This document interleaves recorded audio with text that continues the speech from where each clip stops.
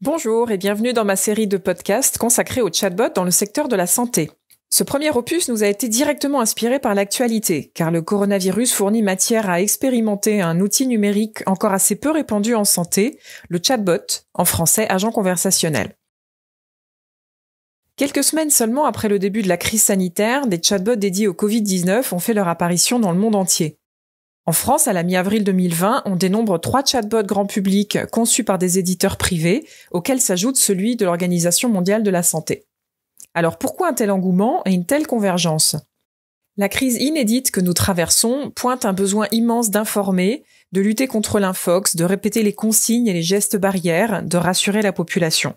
Or bien souvent, c'est le personnel soignant qui se trouve en première ligne confronté à ces questions. Donc comment faire pour les soulager et comment faire pour rendre l'information audible et accessible au plus grand nombre ? Une solution consiste à automatiser un certain nombre de tâches répétitives qui peuvent l'être, notamment l'information et le tri, qui sont 2 tâches que les chatbots peuvent être programmés pour accomplir.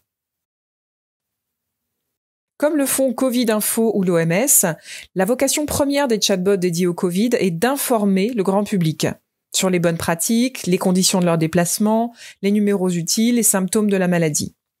Dans bien des cas, il n'est pas nécessaire de produire de nouveaux contenus. Le chatbot renvoie aux sources officielles, mais il le fait de façon contextualisée, en réponse à l'interrogation de l'utilisateur et depuis une même interface, ce qui facilite l'accès à une information pertinente.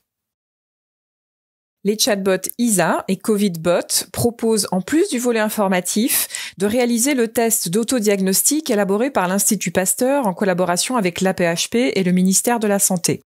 L'avis, qui ne peut ni ne doit remplacer celui d'un médecin, peut néanmoins aider à orienter les patients vers une solution de santé adaptée à leur situation personnelle et ainsi désengorger les services d'urgence.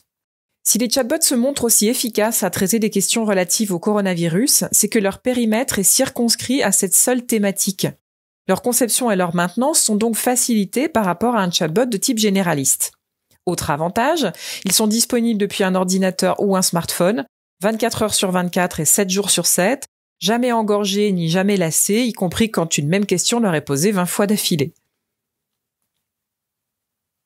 La crise sanitaire que nous traversons impacte fortement les pratiques des professionnels de santé, à l'image de la télémédecine.